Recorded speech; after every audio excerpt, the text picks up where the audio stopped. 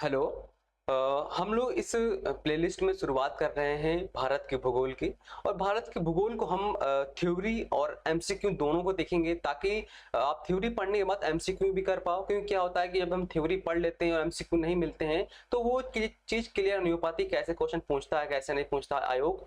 तो उन सबको क्लियर करते हुए हम लोग आगे बढ़ेंगे, है ना। तो पहले थ्योरी को समझेंगे। थ्योरी समझने के बाद जैसे ही हमारी थ्योरी कंप्लीट होगी तो हम उस थ्योरी के एमसीक्यू को भी सॉल्व करेंगे, जिससे आपका क्वेश्चन का लेवल भी है जो है वो भी कंप्लीट होता चला जाएगा। ठीक है, तो हम लोग आते हैं टॉपिक पर। आज का हमारा टॉपिक है भारत का भूगोल, और यहाँ पर हम पहला टॉपिक रखे हुए हैं सामान्य परिचय, यानी भारत के भूगोल के हम सामान्य परिचय की चर्चा करेंगे, है ना। तो पहले हम आते हैं क्षेत्रफल में। सामान्य परिचय में हमारा टॉपिक है क्षेत्रफल। तो देखिए, कहता है भारत एशिया महाद्वीप। अब एशिया महाद्वीप क्या है, पहले आप महाद्वीप को देखिए। जो शुरुआत से पढ़ रहे हैं उनके लिए भी मैं कोशिश कर रहा हूं समझाने की, बिल्कुल बिल्कुल पूरी तरह कोशिश करूंगा समझाने की। जो हमारी पृथ्वी है, पृथ्वी हमारी गोल है। अब उस गोल पृथ्वी को हमने इस पार्ट में डिवाइड कर रखा। अगर हम किसी भी गोले को बांटेंगे तो कुछ इस प्रकार का ही अलग अलग हो जाएगा। ठीक है, तो अब देखिए ये हमारी है पृथ्वी। पृथ्वी में बहुत सारे महाद्वीप हैं। तो कौन कौन से महाद्वीप हैं? ये उत्तरी अमेरिका महाद्वीप हो गया, ठीक है। ये दक्षिण अमेरिका महाद्वीप हो गया, ठीक। ये अफ्रीका महाद्वीप हो गया यहां से यहां तक, ठीक। इसके बाद ये आपका यूरोप महाद्वीप हो गया, ये आपका यूरोप महाद्वीप हो गया, ठीक है। ये जो पार्ट है ये आपका प्राकृतिक रूप से उत्तरी अमेरिका का पार्ट है, लेकिन राजनैतिक रूप से यूरोप का पार्ट है, ठीक है। तो इसको हम इसी में ऐड करेंगे, राजनीतिक रूप से और प्राकृतिक रूप से इसमें ऐड करेंगे, ठीक है। इसके बाद ये जो बचता है, ये जो पूरा बचता है, ये क्या है आपका? ये एशिया महाद्वीप है, ठीक है। तो हम इस एशिया महाद्वीप की बात चर्चा कर रहे हैं। और ये है आपका ओशिनिया महाद्वीप, यानी जिसे हम ऑस्ट्रेलिया महाद्वीप भी बोल देते हैं, ठीक है। तो 1 2 3 4 5 6 महाद्वीप हो गए। एक है आपका ये अटलांटिक महाद्वीप, ठीक है, अंटार्कटिका बोलते हैं। तो यहां पर आपका एक ये 7, तो 7 महाद्वीप है, ठीक है। ये महाद्वीप चर्चा में होगा आपके। अब महाद्वीप में आपका ये है भारत। तो एशिया महाद्वीप में हम बात करेंगे, हम सिर्फ किसकी किसकी बात करेंगे? इस महाद्वीप की। इस महाद्वीप में, एशिया महाद्वीप में हमारा है भारत, ठीक है। तो ये भारत है हमारा, ये है भारत, ठीक है। अब देखिए, कहता है भारत एशिया महाद्वीप में अवस्थित एक दक्षिण एशियाई देश है। दक्षिण एशियाई देश कैसा है? देखिए यहां पर भी महाद्वीप बने हुए हैं, 1 2 3 4 5 6, और ये 7 महाद्वीप हैं। अब देखिए यहाँ इस महाद्वीप में बात कर रहा है एशिया महाद्वीप की। तो ये था हमारा एशिया महाद्वीप, ये हमारा एशिया महाद्वीप था। तो कह रहा है एशिया महाद्वीप में अवस्थित एक दक्षिण एशियाई महाद्वीप है। अगर हम यहां से ऐसे लाइन खींचें तो भारत कहां पर आ रहा है? दक्षिण में आ रहा है ना। ये पूरब हो गया, ये पश्चिम, ये उत्तर और ये दक्षिण। तो भारत कहां पर है? दक्षिण एशियाई देश है ये, ठीक है। ठीक है, पहली लाइन कंप्लीट हो गई। कहता है अनियमित चतुष्कोणीय आकृति वाला यह देश, यानी चतुष्कोणीय आकृति किसकी है? भारत की। आपसे क्वेश्चन पूछेगा कि भारत की आकृति कैसी है, तो चतुष्कोणीय है। अब देखिए चतुष्कोणीय कैसे है?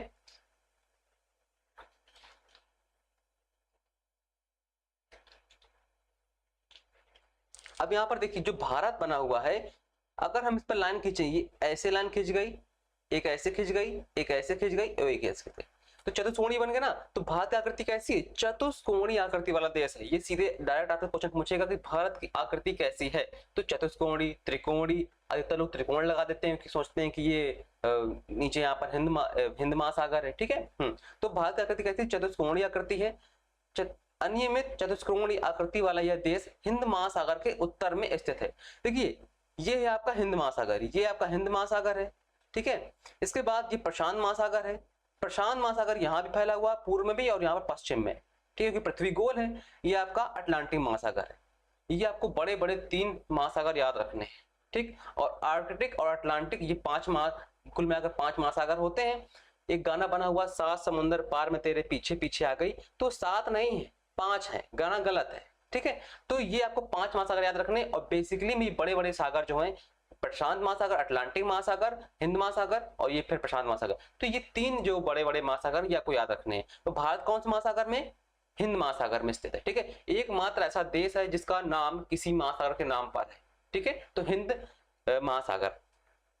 तो कहता है अनियमित चतुष्कोणीय आकृति वाला यह देश हिंद महासागर के उत्तर में अवस्थित है। अब ये हिंद महासागर है, तो हिंद महासागर में आप लाइन खींचेंगे तो कहां पर है भारत? उत्तर की तरफ है ना। पहली बार कहां पर था? एशिया के दक्षिण में है और हिंद महासागर के उत्तर में। ठीक है, यहीं से अगर आपको कंफर्म नहीं होती है कोई भी थ्योरी तो अब भी आप क्वेश्चन गलत कर पाते हैं। आपको गलत नहीं करना है क्योंकि यहाँ पर बिल्कुल अच्छे से समझना है। समझ में नहीं आए तो आप मुझे बताइए कमेंट के माध्यम से, तो मैं वहां पर फिर से समझाने की कोशिश करूंगा। ठीक है, लेकिन आपको समझ में आना चाहिए। हाँ, तो अब देखिए कहता है अनियमित चतुष्कोणीय आकृति वाला यह देश हिंद महासागर के उत्तर में अवस्थित है। ये भी लाइन कंप्लीट हो गई। अक्षांशीय विस्तार की दृष्टिकोण से भारत उत्तरी गोलार्ध में तथा देशांतरी विस्तार की दृष्टि से पूर्वी गोलार्ध में स्थित है। अब यहाँ पर हम बात करते हैं इस लाइन की। अक्षांशीय विस्तार की दृष्टि से दृष्टिकोण से भारत उत्तरी गोलार्ध में स्थित है। अब देखिए यहाँ पर हम बात करते हैं कैसे। अक्षांश जो होते हैं आपके पूर्व से पश्चिम जाते हैं, तो अक्षांश और देशांतर ये जो हम अब विश्व का जब भूगोल पढ़ेंगे वहां पर आपको बताएंगे। यहाँ पर बेसिकली समझ लीजिए ये होती है आपकी अक्षांश रेखा, ये सीधी सीधी, इसे जीरो अक्षांश बोलते थे। यहाँ पर लिखा भी हुआ है जीरो अक्षांश, है ना।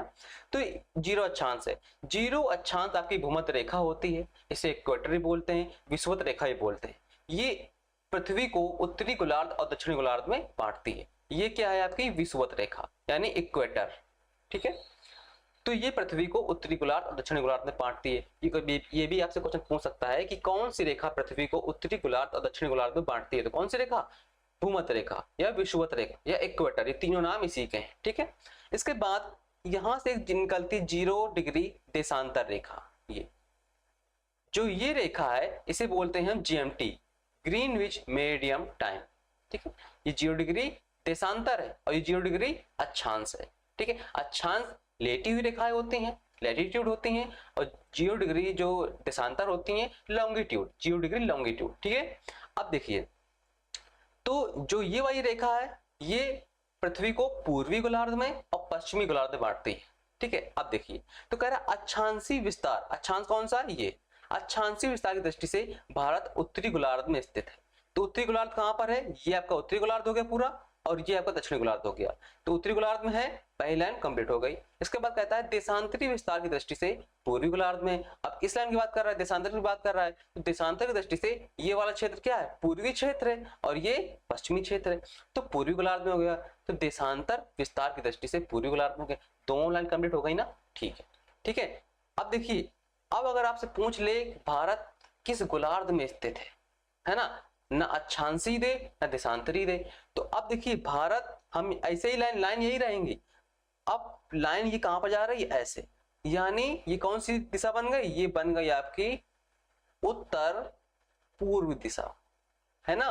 तो अगर पूछ ले आपसे कि भारत पृथ्वी में किस गोलार्ध में स्थित है यानी किस दिशा में स्थित है, तो उत्तर पूर्वी गोलार्ध में बोलेंगे। ठीक है, आप याद रखिए। तो इतना पैराग्राफ आपका कंप्लीट हो गया ना, बिल्कुल ठीक है। कहीं भी समझ में ना आए आप मुझे कमेंट के माध्यम से बताइए, तो मैं उस पर फिर से शॉर्ट वीडियो बनाने की कोशिश करूंगा। ठीक है, अब आते हैं अगले लाइन में। कहता है भारत विश्व में क्षेत्रफल की दृष्टि से 7वां स्थान है। 7वां स्थान है यानी विश्व में भारत से बड़े 6 देश हैं। ठीक है, अभी देखेंगे कौन कौन से हैं। रूस, कनाडा, संयुक्त राज्य अमेरिका, चीन, ब्राजील, ऑस्ट्रेलिया के बाद भारत का नंबर आता है जो कि 7वां है। ठीक है, यहाँ पर किसी से बात कर रहा है। सबसे पहला नंबर है रूस, यानी सबसे बड़ा देश कौन सा है? रूस। फिर है आपका दूसरे नंबर पर कनाडा, फिर है आपका संयुक्त राज्य अमेरिका, फिर है आपका चीन। देखिए संयुक्त राज्य अमेरिका और चीन में बहुत कंफ्यूजन होता है एग्जाम के टाइम पे, तो संयुक्त राज्य अमेरिका बड़ा है और चीन छोटा है। इसके बाद फिर आता है 5वें नंबर ब्राजील, और फिर आता है आपका ऑस्ट्रेलिया 6वें नंबर पर, और फिर 7वें नंबर पर आता है भारत। अब देखिए तो मैप में देख लेते हैं इसको। ये देखिए, ये है आपका रूस। रूस 1 नंबर पर है, सबसे बड़ा देश यही है। ठीक है, सबसे बड़ा देश रूस। इसके बाद फिर कनाडा। अब देखिए इसको याद करना कैसे, एक आपने पढ़ा होगा सिग्मा का सिंबल। हम रूस से उठते हैं और फिर जाते हैं कहां पर? कनाडा में। कनाडा दूसरे नंबर पर है। इसके बाद तीसरे नंबर पर है आपका संयुक्त राज्य अमेरिका। ये हो गया आपका संयुक्त राज्य अमेरिका, ये गए फिर यहां। ठीक है, संयुक्त राज्य अमेरिका हो गया। इसके बाद फिर चीन, फिर ब्राजील।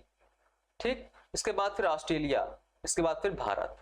ये सिंबल आप देखिए कुछ इस प्रकार का बना हुआ है। ये ये ये ये तो ये आपको इससे 7 स्टेट जो है आपके 7 जो देश हैं वो याद रहेंगे। आपको 7 तो मिनिमम याद रखने ही। इसके बाद फिर आपका आता है 7वें नंबर पर भारत, ठीक है। 8वें नंबर पर आपका अर्जेंटीना आता है। 9वें नंबर पर कजाकिस्तान आता है, ठीक है। ये बड़े बड़े देश हैं, ठीक है। और 10वें नंबर पर आपका अल्जीरिया आता है। कम आपको 7 तो याद रखने ही, ठीक है। 7 याद रखिए, इस क्रम से याद रखेंगे तो याद थोड़ा ही रहेगा। हाँ, तो कहता है भारत क्षेत्रफल की दृष्टि से, क्षेत्रफल की दृष्टि से देखिए, अगर आपसे पूछ ले कभी भी क्वेश्चन कि सबसे बड़ा देश कौन सा है, तो डिफॉल्ट में ये रहता है कि सबसे बड़ा मतलब क्षेत्रफल के अकॉर्डिंग पूछ रहा है, ठीक है। अब अगर ये रखता है फिर कि जनसंख्या की दृष्टि में कौन सा बड़ा है, तब बदल जाएगा आंसर। कोयला उत्पादन की दृष्टि से कौन सा बड़ा है, तो बदल जाएगा आंसर। अगर आपसे पूछता सबसे बड़ा कौन सा देश है, तो डिफॉल्ट हमेशा यही रहता है कि वो पूछ रहा है क्षेत्रफल के अकॉर्डिंग, कोई भी चीज का पूछे अगर आपसे, ठीक है। तो अब देखिए कह रहा है क्षेत्रफल में 7वां सबसे बड़ा है, जनसंख्या की दृष्टि से दूसरा, हालांकि अब पहला हो गया है ना, लेकिन अभी भारत की रिपोर्ट नहीं आई है। यूएनओ यूनाइटेड नेशन ऑर्गेनाइजेशन के अनुसार भारत जो है जनसंख्या में पहला स्थान पर है वर्तमान में, लेकिन भारत के बेस कोई रिपोर्ट नहीं आई है। चीन दूसरा है, ठीक है। कहता है 26 जनवरी 2020 से भारत में 28 राज्य और 8 केंद्र शासित प्रदेश हैं। अब देखिए ये याद कैसे रहेगा, 28 राज्य हैं, ठीक है, और ये लास्ट का ही केंद्र शासित प्रदेश है यूटी, ठीक है। तो 28 राज्य और 8 केंद्र शासित प्रदेश ये आपको याद रखना है। कहता है नवीनतम केंद्र शासित प्रदेश दादरा और नगर हवेली है। दादरा नगर हवेली और दमन दीव, ये दादरा नगर हवेली और दमन दीव को मिला दिया गया है। पहले ये अलग अलग थे तो 9 थे, अब 8 हो गए क्योंकि दोनों को मिला दिया गया है, ठीक है। अब इन दोनों को देखिए मैप में भी देखिएगा आप, जब आप अपने एटलस को खोलेंगे तो वहां पर आपको मिलेगा। हालांकि मैं बता देता हूं आपको,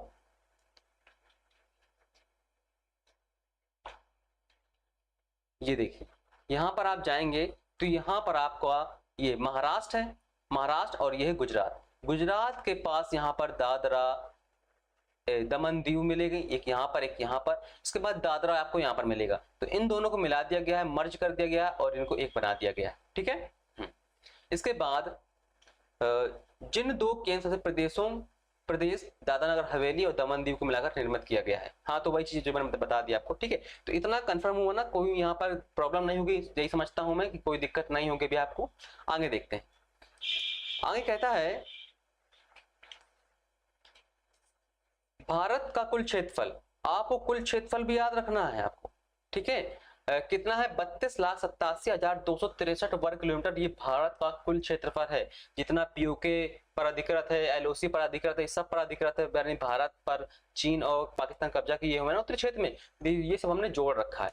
कह रहा है जो संसार के समस्त क्षेत्रफल का स्थलीय भाग 2.4 है, यानी कि ये बात कर रहा है आपसे, जो ये पूरा विश्व है ना, पूरे विश्व का, यानी इस पूरे विश्व का जितना क्षेत्रफल है, यानी सिर्फ महाद्वीपों की हम बात कर रहे हैं, तो भारत का जो क्षेत्रफल है 2.4 है, 2.4%, ठीक है, पूरे महाद्वीपों का। इसके बाद कहता है भारत में संपूर्ण विश्व की 17.5, अब बढ़ गई होगी, लगभग 19% के आसपास हो गई है, ठीक है। तो जो डाटा भी हमको दिया गया है उसी पर अकॉर्डिंग हम बात करेंगे, हम अपने मन से बढ़ाएंगे नहीं। तो जब जनसंख्या होगी नहीं तब बदल जाएगा। तो 17.5% जनसंख्या निवास करती है कहां पर, भारत में। ये 2011 की जनगणना के अनुसार है। भारत की मुख्य भूमि का विस्तार उत्तर से दक्षिण, यानी भारत की जो उत्तर दक्षिण तक लंबाई है, यानी हम बात करें यहां से यहां तक की, यहां से यहां तक की, ठीक है, और पूर्व से पश्चिम यहां से यहां तक की हम बात करेंगे। तो कहता है जो पूर्व से पश्चिम, जो उत्तर से दक्षिण की जो लंबाई इसकी 3,214 किलोमीटर है, ठीक है, ये लंबाई की बात कर रहा है, उत्तर दक्षिण की बात कर रहा है। और पूर्व से पश्चिम की जो लंबाई है 2,933 किलोमीटर है, यानी वो ऐसे बात कर रहा है, ठीक है। तो ये संख्या जो है ये भी आपको याद रखनी है। पूछ लेगा भारत का पूर्व से पश्चिम की लंबाई कितनी है, तो ऑप्शन देगा, आपको बताना पड़ेगा, ठीक है। अगला क्वेश्चन आता है, हाँ, तो ये हम जो बात कर रहे थे, हम लोग बात कर रहे थे भारत के सिर्फ सामान्य परिचय की, क्षेत्रफल की। तो यहाँ से जो एमसीक्यू उठते हैं उनके बारे में हम लोग चर्चा करेंगे अभी, ठीक है। जब जैसे ये खत्म होगा फिर अगले टॉपिक पे आते हैं। तो एमसीक्यू करते हैं, जो आपको याद हुआ होगा, काफी चीजें याद हो गई होंगी। कहता है भारत के संदर्भ में, पहला क्वेश्चन आपके सामने कहता है भारत के संदर्भ में निम्नलिखित कथनों पर कौन सा सही है? भारत विश्व का 6वां सबसे बड़ा देश है, गलत है। कौन सा था? 7वां सबसे बड़ा देश था, ठीक है। संसार का 2.4% क्षेत्र भारत के अंतर्गत आता है, बिल्कुल सही है, बिल्कुल सही है। कर्क रेखा देश के बीच से गुजरती है जो अक्षांशीय विस्तार को 2 बराबर भागों में बांटती है। ये हमने नहीं बताया है आपको, अभी बताते हैं, अब पहले देख लीजिए। हाँ, यहां पर देखिए, ये जो है आपका, ये है आपकी भूमध्य रेखा, है ना, ये है आपकी भूमध्य रेखा। भूमध्य रेखा को 0 डिग्री अक्षांश भी बोलते हैं हम, ठीक। और ये है आपकी ट्रॉपिक ऑफ कैंसर, यानी कर्क रेखा, ये कर्क रेखा है,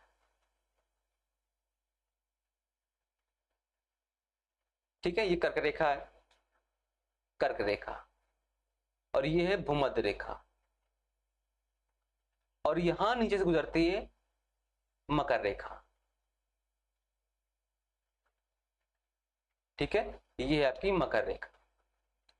तो अब वहां पर कह रहा था कि कर्क रेखा जो है भारत को 2 पार्ट में बांटती है। तो ये जो कर्क रेखा है ना, भारत के मध्य से गुजरती है, ठीक है। भारत के मध्य से गुजरती है। जब आगे आएंगे टॉपिक रेखाओं पर आधारित, तो उनको भी हम कवर करेंगे। तो कहता है कर्क रेखा भारत को 2 पार्ट में बांटती है, तो बिल्कुल सही है, ये 2 पार्ट में बांट रही, देखिए, है ना, उत्तरी भारत, दक्षिणी भारत, ठीक है, ये याद रखना है आपको।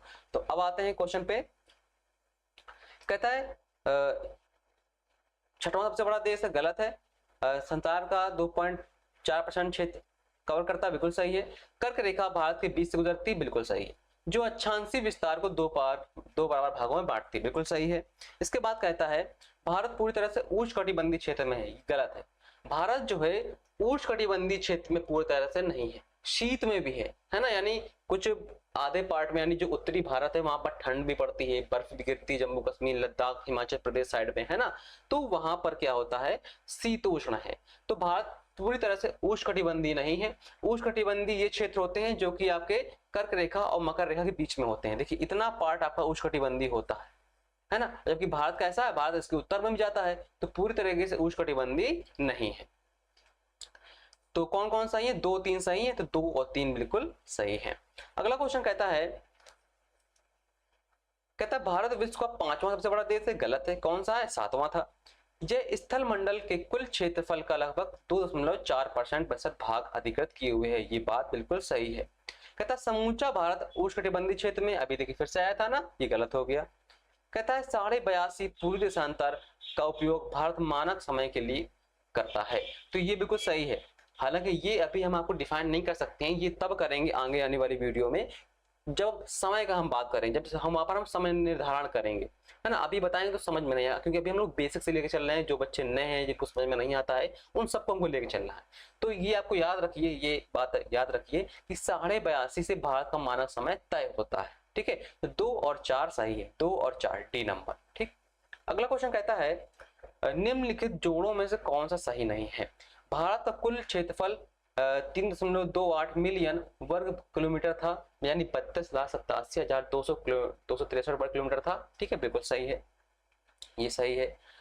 अक्षांशीय विस्तार, अक्षांशीय विस्तार की हमने अभी बात नहीं की है, अभी हम सिर्फ गोलार्ध की बात करते रहे हैं। तो अक्षांशीय विस्तार अभी आगे आएगा, तो वहां पर हम लोग देखेंगे। तो 8.4 से 37.4 तक भारत का अक्षांशीय विस्तार है, बिल्कुल सही है।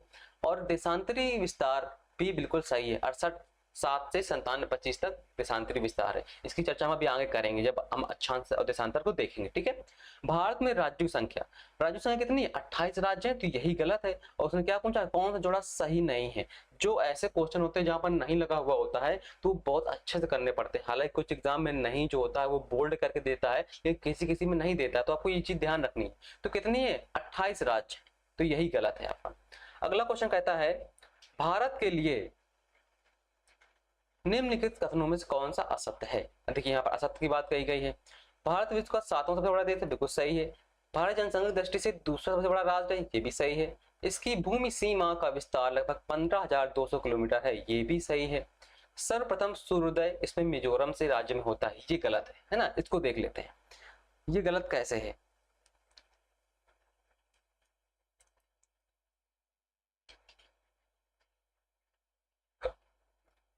अब देखिए मान लीजिए भारत है आपके सामने, तो यहाँ पर राज्य बटे हुए हैं, तो पूर्व कौन सा है? ये पूर्व है, ये ईस्ट है, ये वेस्ट है, ये नॉर्थ है और ये साउथ है।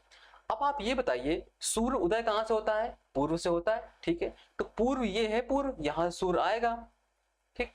अब सूर्य की जो पहली किरण होगी यानी भारत में जो जहां पर भी पड़ेगी वो सबसे पहले यहां पर पड़ेगी इस क्षेत्र में, और यहां पर कौन सा राज्य है ये आपको पता होना चाहिए। इसके लिए क्या करना पड़ेगा आपको, लगभग दिन में या जब भी आप मैप पढ़ रहे हो या भूगोल पढ़ रहे हो तो आप 1-2 बार मैप जरूर बनाओ, ठीक है, तब याद होंगे।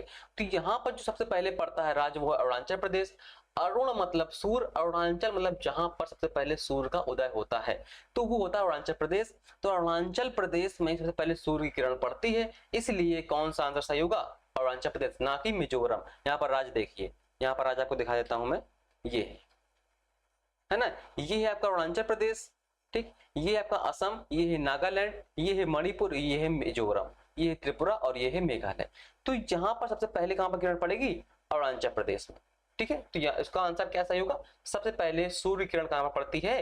अरुणाचल प्रदेश में पड़ती है। सबसे आखिरी कहां पड़ेगी?